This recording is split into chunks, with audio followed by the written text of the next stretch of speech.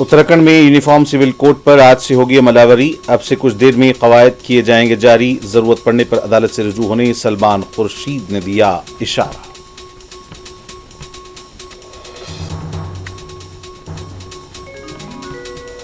वक्फ तरमीमी bill से मुताल्लिक मुश्तरका पार्लिमानी committee का आज दिल्ली में अहम इजलास। मुख्तलिफ शिकों पर तबादला ख्याल होगा। इत्तेफाक राय होने के लिए सदर नशीन पुरुम्मीद।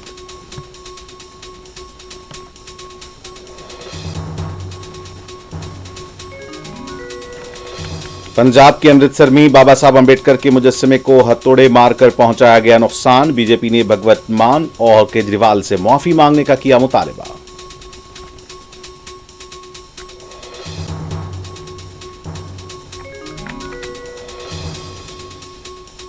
महाराष्ट्र में जीबीएस सिंड्रोम से एक शख्स की मौत होने की तल्ला। 101 केसेस दर्ज। पूना में शोबे सेहत को चौकस कर दिया गया।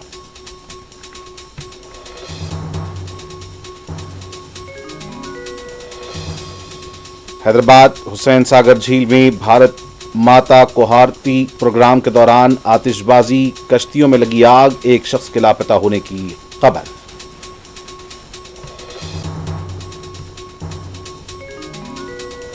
लेबनान वापस होने वाले शहरियों पर यहूदी फौज की फायरिंग में हलाकतें 22 तक पहुंच गईं। 100 से ज्यादा जख्मी।